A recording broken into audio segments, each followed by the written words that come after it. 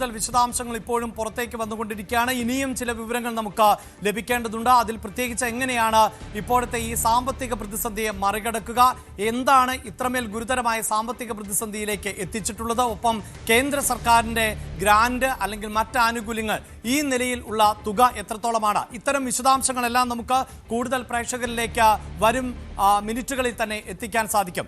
പ്രിയപ്പെട്ട പ്രേക്ഷകരെ, V D Satheesan സർക്കാർ ഇപ്പോൾ നിയമസഭയുടെ മേശപ്പുറത്ത് വെച്ച ധവളപത്രത്തെ ചൊല്ലി തർക്കങ്ങൾ തുടങ്ങിക്കഴിഞ്ഞിരിക്കുകയാണ്. പ്രത്യേകിച്ച് ഈ ധവളപത്രം മാനദണ്ഡങ്ങൾ പാലിക്കാതെയാണ് സഭയുടെ മേശപ്പുറത്ത് വെച്ചിട്ടുള്ളത്. സർക്കാരിൻ്റെ എല്ലാ പ്രവർത്തനങ്ങളും രഹസ്യങ്ങളും പബ്ലിക്കാക്കുന്നതോ അല്ലെങ്കിൽ ഏജൻസികളെ ഏൽപ്പിച്ചുകൊണ്ട് പരിശോധിക്കുന്നതോ ശരിയല്ല എന്നുകൂടിയാണ് പ്രതിപക്ഷം മുന്നോട്ട് വയ്ക്കുന്ന ആരോപണം. എന്നാൽ കണക്കുകൾ സാങ്കേതികമായി പരിശോധിച്ച് സർക്കാർ സംവിധാനങ്ങൾ തന്നെയാണ് ഈ ഡേറ്റ തയ്യാറാക്കിയത് എന്നാണ് വി ഡി സതീശൻ, അതായത് കേരളത്തിന്റെ മുഖ്യമന്ത്രിയും ധനമന്ത്രിയുമായിട്ടുള്ള വി ഡി സതീശൻ മറുപടി നൽകിയത്. എന്താണ് ധവളപത്രം, എന്തിനാണ് ധവളപത്രം ഇറക്കുന്നത്, ഇപ്പോൾ നമ്മൾ പരിശോധിക്കുന്നത് അതുമായി ബന്ധപ്പെട്ട ഡേറ്റകൾ കൂടിയാണ്. അതായത് ഒരു സംസ്ഥാനത്തിന് മാത്രമല്ല, ധനകാര്യ സ്ഥാപനങ്ങൾ ഉൾപ്പെടെ ഈ ധവളപത്രങ്ങൾ പുറത്തിറക്കാറുണ്ട്. സാമ്പത്തിക സ്ഥിതി, ആ സ്റ്റേറ്റിന്റെ സാമ്പത്തിക സ്ഥിതി എന്ത് എന്നത് സംബന്ധിച്ച ഏറ്റവും ആധികാരികമാകുന്ന ഔദ്യോഗികമായ കണക്കാണ് ഇപ്പോൾ സഭയുടെ മേശപ്പുറത്ത് വെച്ചിട്ടുള്ള ധവളപത്രം എന്നതാണ് പ്രേക്ഷകരെ ഓർമ്മിപ്പിക്കേണ്ടത്. എപ്പോഴാണ് ഈ ധവളപത്രം തയ്യാറാക്കുക? സാധാരണ നിലയിൽ പുതിയ സർക്കാർ അധികാരത്തിൽ വരുമ്പോൾ ആണ് ഇങ്ങനെ ഒരു ധവളപത്രം നിയമസഭയുടെ മേശപ്പുറത്ത് വയ്ക്കുക. ഇപ്പോൾ അത് തന്നെയാണ് സംഭവിച്ചിട്ടുള്ളത്. അതായത് 10 വർഷത്തെ ഇടവേളയ്ക്ക് ശേഷമാണ് UDF സർക്കാർ അധികാരത്തിലേറുന്നത്. UDF സർക്കാർ അധികാരത്തിലേറിയപ്പോൾ എന്താണ് കേരളത്തിന്റെ ധനസ്ഥിതി, അക്കാര്യം ആണ് ഈ ധവളപത്രത്തിലൂടെ വ്യക്തമാക്കിയിട്ടുള്ളത്.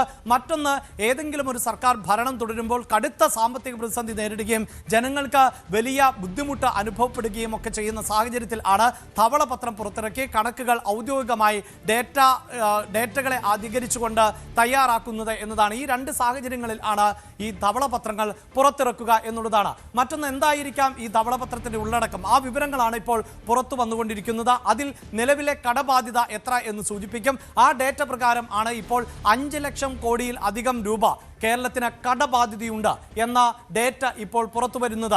അതിൽ തന്നെ ഈ പൊതുവിപണിയിൽ നിന്നുള്ള കടമെടുപ്പ് എത്രത്തോളമാണ് എന്നതുൾപ്പെടെയുള്ള വിവരങ്ങൾ നമുക്ക് അല്പസമയത്തിനകം അറിയാൻ സാധിക്കും. മറ്റൊന്ന്, കേന്ദ്ര സർക്കാരിൽ നിന്നുള്ള വായ്പകൾ എത്ര എന്നുള്ളതാണ്. നമുക്ക് സാമ്പത്തികമായ ഒരു പ്രതിസന്ധി ഉണ്ടാകുമ്പോൾ സംസ്ഥാനങ്ങൾക്ക് അവരുടെ വരുമാനത്തിന് ആനുപാതികമായിക്കൊണ്ട് ഒരു നിശ്ചിത തുക കേന്ദ്ര സർക്കാരിൽ നിന്ന് വായ്പയായി സ്വീകരിക്കാൻ സാധിക്കും.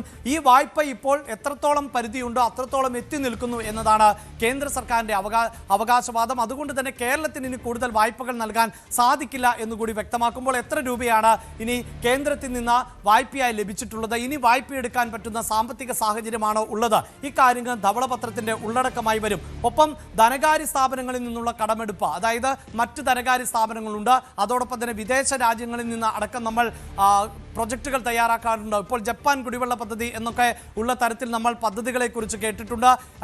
മറ്റ് ബാങ്കുകൾ, അതായത് ലോകത്തിലെ തന്നെ പ്രമുഖമായ ബാങ്കുകൾ, കൺസോർഷ്യങ്ങൾ, ഇവയിൽ നിന്നെല്ലാം വിവിധ സർക്കാരുകൾ അവരുടെ നടത്തിപ്പിന് വേണ്ടി പണം കണ്ടെത്താറുണ്ട്. അതിനു വേണ്ടി സ്വീകരിച്ചിട്ടുള്ള പണം എത്രയാണ്, അതിന് നൽകേണ്ട വായ്പ എത്രയാണ്, ഇത്തരം കാര്യങ്ങളെല്ലാം തന്നെ ഈ ധവളപത്രത്തിന്റെ ഉള്ളടക്കമായി വരുന്നുണ്ട്. മറ്റൊന്ന്, നമ്മുടെ സംസ്ഥാനത്തിന്റെ നികുതി വരുമാനം എത്ര എന്നുള്ളതാണ്. നികുതി വരുമാനം എന്ന് പറയുമ്പോൾ അതിൽ പലതരത്തിലുള്ള വരുമാനങ്ങളുണ്ട്. ടാക്സ് എന്ന നിലയിൽ വരുന്നത് നമുക്കറിയാം. അങ്ങനെ നികുതി വരുമാനം എത്രയാണ്, അതോടൊപ്പം തന്നെ നികുതിയേതര വരുമാനം എത്രയാണ്, കേന്ദ്ര നികുതികളുടെ വിഹിതം. ഇപ്പോൾ നമുക്കറിയാം GST സമ്പ്രദായം ആണ് നടപ്പിലാക്കിയിട്ടുള്ളത്. അതുകൊണ്ട് തന്നെ GSTയുടെ ഒരു വിഹിതം നമുക്ക് ലഭിക്കുന്നുണ്ട് എന്നതുകൂടിയാണ്. ഒപ്പം കേന്ദ്ര സർക്കാരുകൾ ഒരു ഫെഡറൽ സംവിധാനം എന്ന നിലയിൽ വിവിധ സംസ്ഥാനങ്ങൾക്ക് ഗ്രാന്റുകൾ അനുവദിക്കാറുണ്ട്. അത് സംസ്ഥാനത്തിന്റെ പ്രവർത്തനങ്ങളും അതോടൊപ്പം തന്നെ സാമൂഹികവും ആരോഗ്യപരവും സാംസ്കാരികവുമായ ഒക്കെ നിലവാരത്തെ അടിസ്ഥാനപ്പെടുത്തിക്കൊണ്ടാണ്. അത്തരം ഗ്രാന്റുകൾ ലഭിക്കുമ്പോൾ അതെത്രയാണ്, ഈ ഡേറ്റകൾ കൂടിയാണ് ഈ ധവളപത്രത്തിന്റെ ഉള്ളടക്കമായി വരിക എന്നുള്ളതാണ്. ഇവിടെ ഇതാ സൂചിപ്പിച്ചു കഴിഞ്ഞു നികുതി വരുമാനത്തെക്കുറിച്ച്. നികുതി വരുമാനത്തിൽ ഏറ്റവും പ്രധാനപ്പെട്ടത് GST തന്നെയാണ്. GSTയുടെ ആനുപാതികമായ ഒരു തുക കേരള സംസ്ഥാനത്തിന് ലഭിക്കും. മറ്റൊന്ന് പ്രധാനപ്പെട്ടത് ലോട്ടറിയിലൂടെ നമുക്ക് ലഭിക്കുന്ന ഇൻകമാണ്. മദ്യം ആണ് മറ്റൊരു വരുമാനം. ഒപ്പം ഈ പെട്രോളിയം ഉൽപ്പന്നങ്ങൾ വിറ്റഴിക്കുമ്പോൾ അതിന് സെസ് ഉൾപ്പെടെയൊക്കെ ഏർപ്പെടുത്തിയിട്ടുള്ള പശ്ചാത്തലമുണ്ട്. ഇപ്പോൾ തന്നെ ഈ അധിക തുക, അതായത് കേന്ദ്ര സർക്കാർ തുക വർദ്ധിപ്പിക്കുമ്പോൾ അതുമായി ബന്ധപ്പെട്ട് ഇളവുകൾ സംസ്ഥാനങ്ങൾ നൽകണമെന്ന ആവശ്യം ഉയർന്നു വരാറുണ്ട്. ഇടതുപക്ഷ സർക്കാരിന്റെ കാലഘട്ടത്തിൽ UDF ഉന്നയിച്ചിരുന്ന ആവശ്യം അതായിരുന്നു. എന്തുകൊണ്ടാണ് ഇപ്പോൾ UDF അധികാരത്തിൽ വരുമ്പോൾ അത് നൽകാത്തത് എന്ന ചോദ്യം പ്രതിപക്ഷം ഉന്നയിക്കുകയും ചെയ്യുന്നു.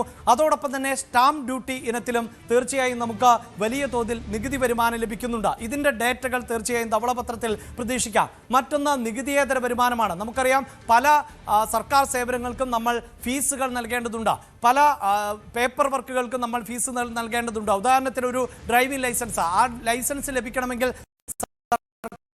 നമ്മൾ ഫീസ് അടയ്ക്കേണ്ടതുണ്ട്. ഒപ്പം പിഴകൾ, അതേ ലൈസൻസ് തന്നെ ഉപയോഗിച്ചുകൊണ്ട് നമ്മൾ നിയമലംഘനം നടത്തിയാൽ റോഡിൽ പിഴകൾ വീഴുന്നത് നമുക്ക് കാണാം. ഇത്തരം പിഴകൾ ഉണ്ട് എന്നതാണ്. മറ്റൊന്ന് ലാഭവിഹിതം എന്നതാണ്. പൊതുവിൽ കേരളത്തിന് അവകാശപ്പെടാൻ ഒരു സാധ്യതയും ഇല്ലാത്തതാണ്. അതായത് സംസ്ഥാനം ഏതെങ്കിലും വലിയ പ്രൊജക്ടുകളിൽ നിക്ഷേപിക്കുകയോ അല്ലെങ്കിൽ മറ്റു പദ്ധതികളിൽ നിക്ഷേപിക്കുകയും ആ പദ്ധതി ലാഭത്തിൽ പോവുകയും ചെയ്താൽ അതിൻ്റെ ഒരു ലാഭവിഹിതം സംസ്ഥാനത്ത് ലഭിക്കേണ്ടതാണ്. മറ്റൊന്ന് പലിശ വരുമാനമാണ്. ഞാൻ നേരത്തെ സൂചിപ്പിച്ചു. അതായത് ഓരോ സംസ്ഥാനവും അവരുടെ പ്രവർത്തനങ്ങൾക്ക് വേണ്ടി മറ്റ് ബാങ്കുകളിൽ നിന്നോ മറ്റ് ധനകാര്യ സ്ഥാപനങ്ങളിൽ നിന്നോ ഒക്കെ വായ്പകൾ എടുക്കാം. അതുപോലെ ഓരോ സംസ്ഥാനത്തിനും അത്തരം പദ്ധതികളുണ്ട്. ആ സംസ്ഥാനത്തിന് കീഴിൽ പ്രവർത്തിക്കുന്ന സ്ഥാപനങ്ങളോ മറ്റോ സംസ്ഥാനത്തിൽ നിന്ന് വായ്പകൾ സ്വീകരിച്ചിട്ടുണ്ടെങ്കിൽ അതിനൊരു പലിശ ലഭിക്കും. അതും കാര്യമായി കേരളത്തിന് ലഭിക്കാൻ ഒരു സാധ്യതയുമില്ല. മറ്റൊന്ന് റോയൽറ്റിയും പാട്ടവുമാണ്. ഇപ്പോഴും നമുക്കറിയാം പതിറ്റാണ്ടുകൾക്ക് മുമ്പുള്ള പാട്ടക്കരാറുകളാണ് സംസ്ഥാനത്തുള്ളത്. അത് പ്രകാരം തുലോം തുച്ഛമായ തുകയാണ് സംസ്ഥാന സർക്കാരിലേക്ക് ഈ പാട്ടം എന്ന നിലയിലൊക്കെ വൻകിട എസ്റ്റേറ്റുകാർ നൽകിക്കൊണ്ടിരിക്കുന്നത്. അത്തരം കാര്യങ്ങളിൽ അടക്കം എന്തു മാറ്റം വരുത്താൻ സാധിക്കും? എന്താണ് ആ തുക നമുക്ക് സർക്കാരിൻ്റെ കീഴിൽ ലഭിക്കുന്നത്? അത്തരം ഡേറ്റകൾ ഉണ്ടാകും. ഇനി ഏറ്റവും പ്രധാനപ്പെട്ടത് ചെലവുകൾ സംബന്ധിച്ച് ഉള്ളതാണ്. അതായത് ശമ്പളം, പെൻഷൻ, വായ്പ, പലിശ, നിത്യചെലവുകൾ, ഇവയ്ക്ക് വേണ്ടി എത്ര തുകയാണ് നമ്മൾ ചെലവുകളായി കണക്കാക്കുന്നത് എന്നതുകൂടിയാണ് ഈ ഡേറ്റയുടെ ഭാഗമായി വരുന്നത്.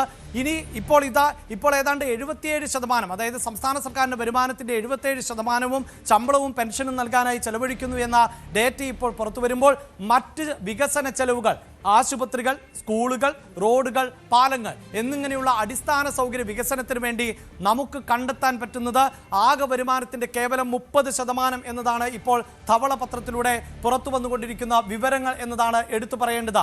ഇനി നമ്മൾ നോക്കുന്നത് റവന്യൂ കമ്മിയും ധനക്കമ്മിയും എന്ത് എന്നുള്ളതാണ്. അതായത് ഒരു സർക്കാരിന്റെ ദൈനംദിന പ്രവർത്തന ചെലവ് ദൈനംദിന വരുമാനത്തെക്കാൾ കൂടുതൽ ആണോ എന്നതാണ് ഏറ്റവും പ്രധാനം. അതിപ്പോൾ അങ്ങനെ തന്നെയാണ് നമുക്ക് ഡേറ്റകളിൽ നിന്ന് മനസ്സിലാക്കാൻ സാധിക്കുന്നത്. ദൈനംദിന പ്രവർത്തനത്തിന് വേണ്ടി വരുന്ന ചെലവ് നമ്മുടെ ദൈനംദിന വരുമാനത്തെക്കാൾ കൂടി നിൽക്കുന്നു എന്നതാണ്. അങ്ങനെയെങ്കിൽ നമുക്ക് റവന്യൂ കമ്മി എത്രയെന്ന് അറിയേണ്ടതുണ്ട്. മറ്റൊന്ന് ധനക്കമ്മിയാണ്. അതായത് ഒരു സർക്കാരിൻ്റെ ആകെ ചെലവ് എന്നത് കടം ഒഴിച്ചുള്ള തുക മാറ്റി നിർത്തിയാൽ അത് നമ്മുടെ വരുമാനത്തെക്കാൾ കൂടുതൽ ആണെങ്കിൽ ധനക്കമ്മിയിലേക്ക് പോകുന്നു. ആ ധനക്കമ്മി എത്ര എന്ന് അറിയേണ്ടതുണ്ട്. ഒപ്പം ഈ താരതമ്യം, അതാണ് ഇനി ഏറ്റവും പ്രധാനപ്പെട്ടതായി പുറത്തു വരേണ്ട ഡേറ്റ എന്നത്.